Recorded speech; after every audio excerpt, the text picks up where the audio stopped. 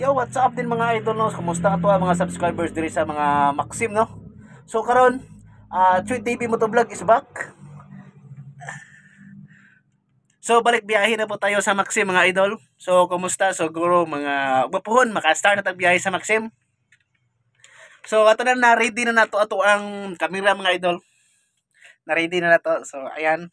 So balik na ta sa Maxim mga idol. So kumusta to ang mga solid supporters dire no sa Maxim Riders katong panahon bitong nga nagbiyahe pa ta sa Maxim. So kumusta di ano? Kumusta to ang mga subscribers dire katong from Davao, from Iloilo, from Lapu-Lapu, from Mandawi. So kumusta na demong tanan diha mga idol. So karon di mga idol no. Naan ako dire sa city. So balik biyahe na ko mga idol.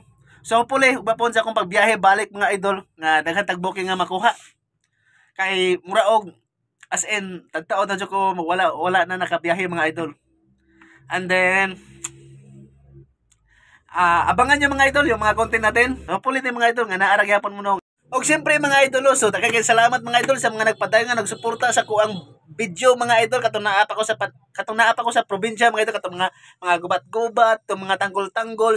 So thank you so much sa di ay mga idol katong mga permi nga nagtanaw sa kuang mga video mga idol. So karon kay balik city namtang karon mga idol. So naka-realize ko mga idol nga amo biya ko balik sa Maxim.